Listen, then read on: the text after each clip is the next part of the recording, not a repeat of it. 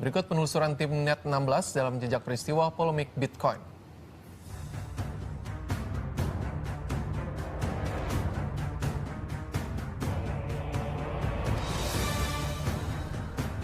Akhir Oktober 2015, pengunjung Mall Alam Sutra Tangerang dikejutkan dengan ledakan bom di toilet dekat kantin karyawan. Ledakan tersebut melukai seorang karyawan setempat. Polisi langsung bergerak mengusut peristiwa ini. Dalam waktu singkat, polisi mengamankan tersangka pelaku peledakan. Dari pemeriksaan terungkap motif pelaku adalah pemerasan. Uniknya, Leonard Wisnu Kumala, sang pelaku peledakan, bukan meminta uang tunai, melainkan meminta 100 Bitcoin yang setara dengan 500 juta rupiah. Modus pemerasan dengan Bitcoin ini merupakan hal baru di Indonesia. Bitcoin merupakan mata uang virtual yang tidak diatur oleh negara manapun. Mata uang virtual ini dikembangkan pada tahun 2009 oleh seorang dengan nama samaran Satoshi Nakamoto.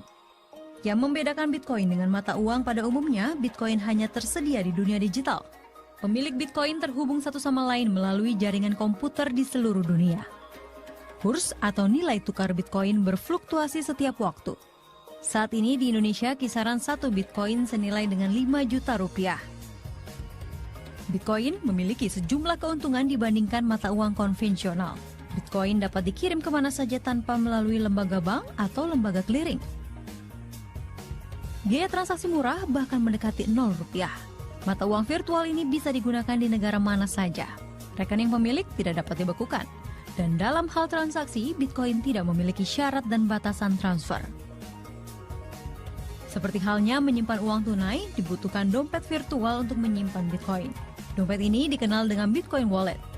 Untuk mendapatkannya, cukup dengan mengunduh aplikasi melalui Play Store.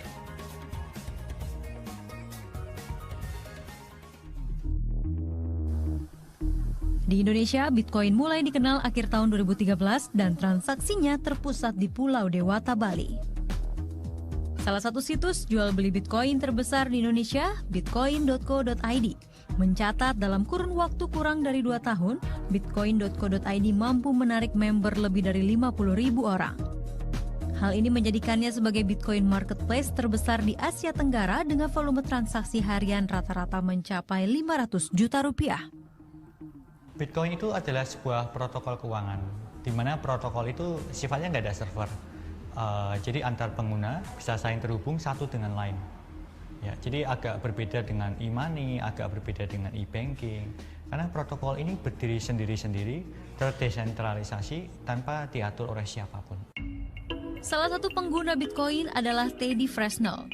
Teddy yang sehari-hari berprofesi sebagai karyawan swasta ini mulai mengenal Bitcoin sejak 2 tahun silam. Teddy lebih mengutamakan penggunaan Bitcoin-nya untuk investasi.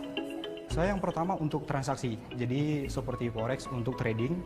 Nah, misalnya saya beli Bitcoin hari ini, katakanlah 1 Bitcoin itu 3 juta. Nah, kemudian saya ikuti perkembangan tentang Bitcoin, kemungkinan minggu depan itu bisa harganya melonjak lebih tinggi, misalnya 5 juta. Nah, kalau saya beli 3 juta, kemudian saya jual 5 juta, berarti saya untung 2 juta. Nah, seperti itu aja. Kemudian untuk kehidupan sehari-hari, Bitcoin juga bisa dipakai untuk misalnya beli pulsa, ngisi pulsa, kemudian pulsa listrik. Selain diminati oleh orang Indonesia, Bitcoin lebih dulu diminati oleh warga asing. Salah satunya Gary Dykstra, warga Amerika Serikat yang sudah menetap di Bali selama 2 tahun ini mengenal Bitcoin sejak tahun 2011. Berbeda dengan Teddy yang memilih Bitcoin untuk investasi, Gary lebih memilih Bitcoin untuk transaksi pembayaran. Well, you can use Bitcoin just like any other kind of money, but you walk around with it on your phone, so you don't have to go to the ATM, you don't have to carry around cash. But if you ever lose your phone, you can still recover your Bitcoin. So it's, in a way, it's better than cash, it's more convenient. Bali menjadi pusat peredaran Bitcoin di Indonesia. Bahkan di Pulau Dewata sudah tersedia vending machine khusus Bitcoin yang terletak di kawasan Kuta dan Ubud, Bali. Bitcoin yang awalnya diperuntukkan untuk investasi kini mulai berkembang menjadi alat pembayaran. Beberapa situs jual beli online bahkan menawarkan jual beli villa di Bali dan Lombok dengan menggunakan Bitcoin. Selain itu, beberapa outlet di Bali juga menerima pembayaran dengan Bitcoin. Salah satunya rumah makan di kawasan Ubud, Bali. Kemudahan menjadi alasan penggunaan Bitcoin sebagai alat transaksi. It's really simple. We have a we have a QR code on our computer screen, and someone with Bitcoin in a wallet just comes with his handphone and he scans that QR code, and payment and transaction is done immediately, and Bitcoin is entered into my Bitcoin wallet. So it's a cashless transaction. You don't have to carry cash around, and it's done very almost seamlessly, effortlessly. Meskipun Bitcoin memiliki banyak kelebihan dan begitu diminati, nyatanya legalitas penggunaan Bitcoin di beberapa negara masih dipertanyakan. Malaysia dan Thailand tidak mengakui Bitcoin sebagai alat pembayaran. Rusia juga menyatakan Bitcoin ilegal. Sementara Cina membatasi penggunaan Bitcoin. Hanya Jerman yang memberikan status legal terhadap Bitcoin. Di Indonesia, penggunaan Bitcoin sebagai alat transaksi juga belum diakui oleh Bank Indonesia. Dalam Undang-Undang Nomor 7 Tahun 2011 tentang mata uang dan Undang-Undang Nomor 23 Tahun 99 yang kemudian diubah dengan Undang-Undang Nomor 6 Tahun 2009, Bank Indonesia menyatakan bahwa Bitcoin dan mata uang virtual lainnya bukanlah mata uang atau alat pembayaran yang sah di Indonesia. Untuk itu, segala risiko terkait kepemilikan penggunaan Bitcoin ditanggung sendiri oleh pemilik pengguna Bitcoin.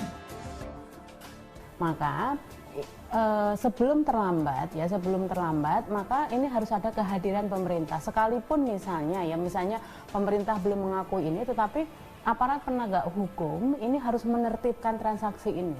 Jadi apalagi kalau transaksi ini belum diakui dan ada vendor yang menawarkan jasa-jasa ini, berarti kan ini menjadi jasa ilegal di negara kita.